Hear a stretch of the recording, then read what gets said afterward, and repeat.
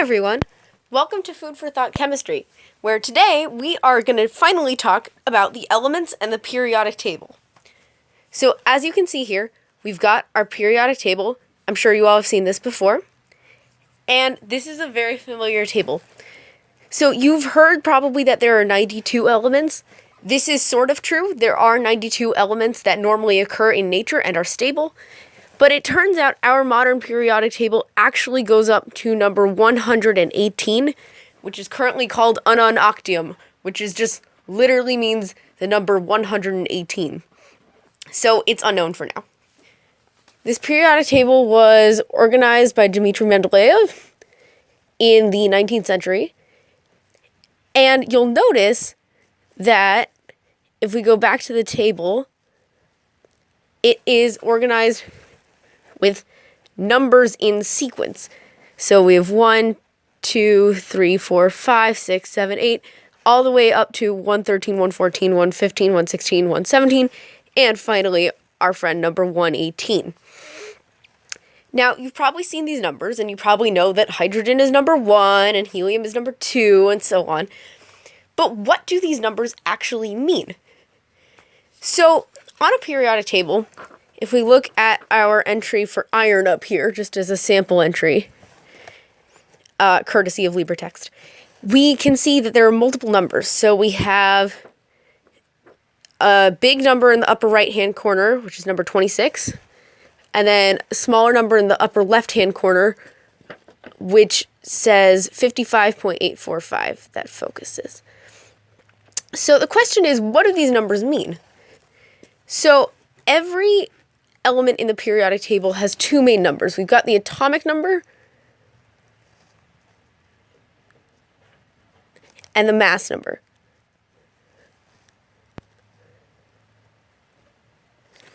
So the atomic number is the number of the element, which is just the number of protons.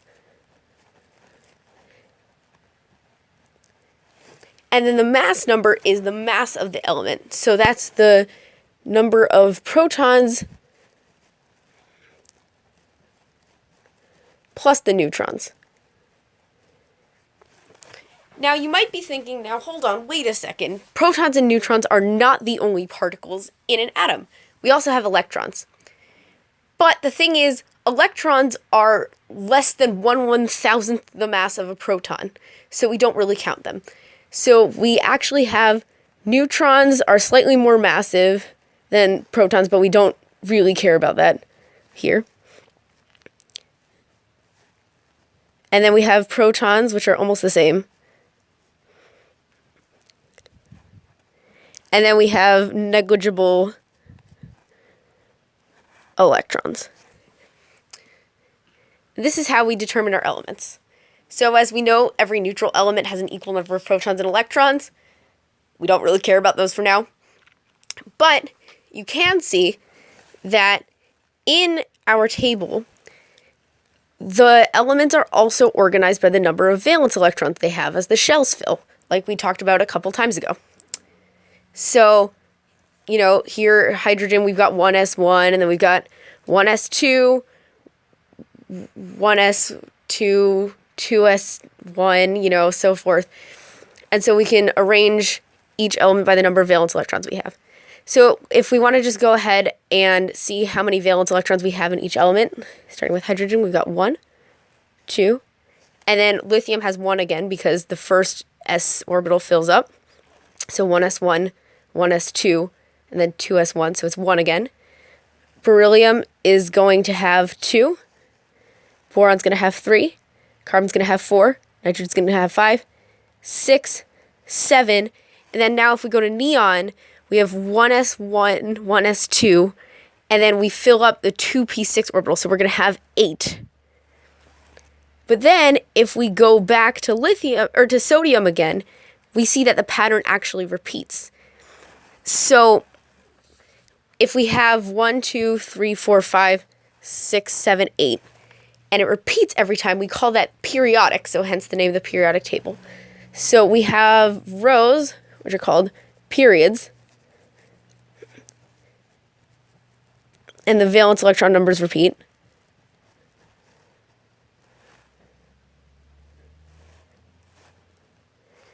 And then we have our columns, which are called groups. And those all have similar properties within a column, since they have the same number of valence electrons. So, for instance, we've got group 1 over here. And group 1 we call the alkali metals.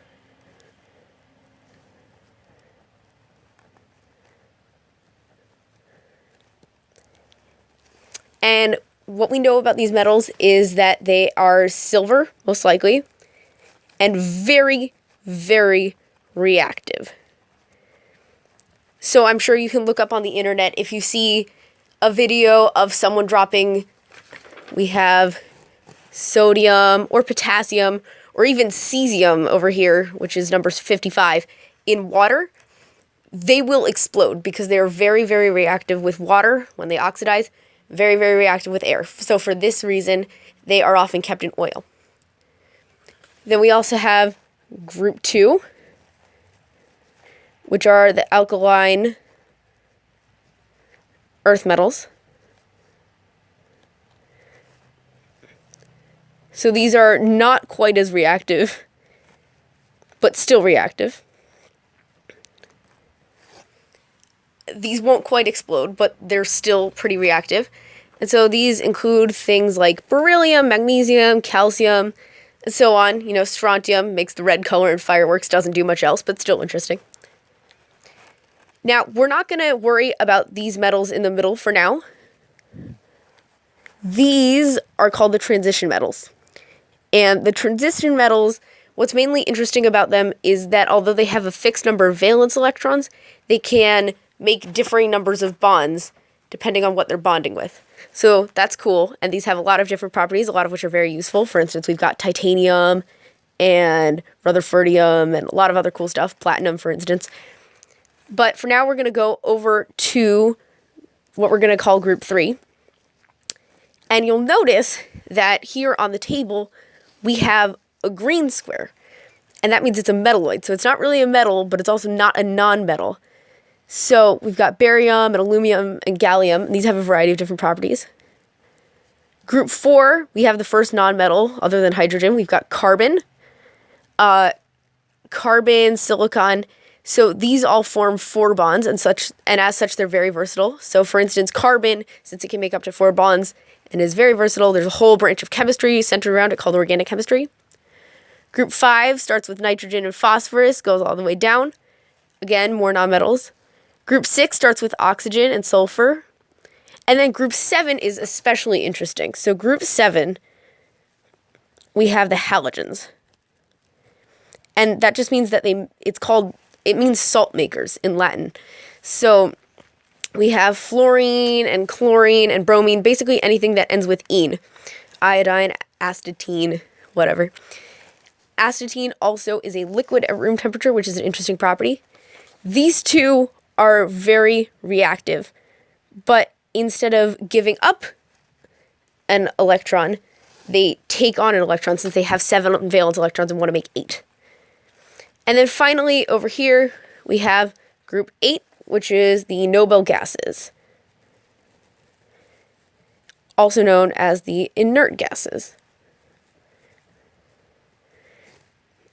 They have this name because they are not at all reactive. Why?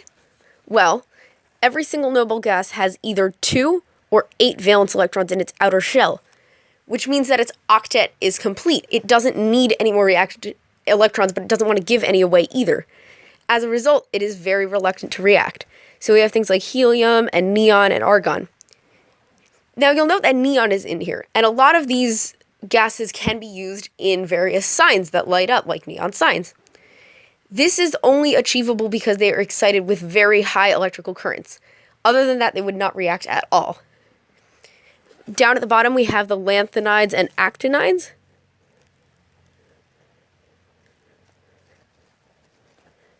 Which are very rare metals and often not very stable. So this is it for our very shallow overview of the periodic table. Just a little review of the properties as well as the layout of the table. Next time, we're going to talk about trends across periods and throughout the table as we study the properties of the elements of the table. Be sure to join us.